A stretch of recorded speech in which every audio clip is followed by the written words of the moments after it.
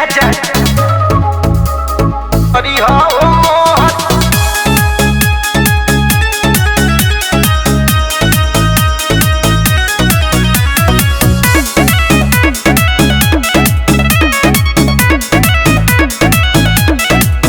जब कैंची पे ओटवा परी हो देखी राजा विरोधी जारी हो। जब कैंची पे ओटवा परी हो देखी राजा विरोधी जारी हो। पवन सिंह के बाटे होला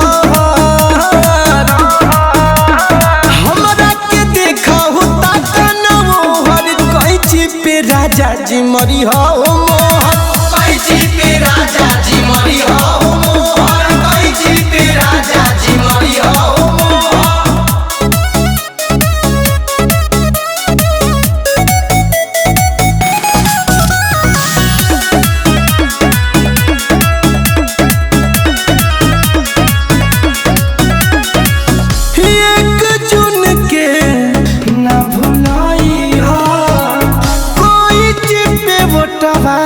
राजा दी हो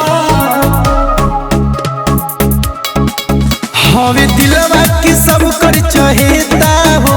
पवन सिंह बनी है राजा जी नेता हो। रिकेश मंसूरी बाटे होला हमरा के देखा होता कनवो हर कैंची पे राजा जी मरी हो।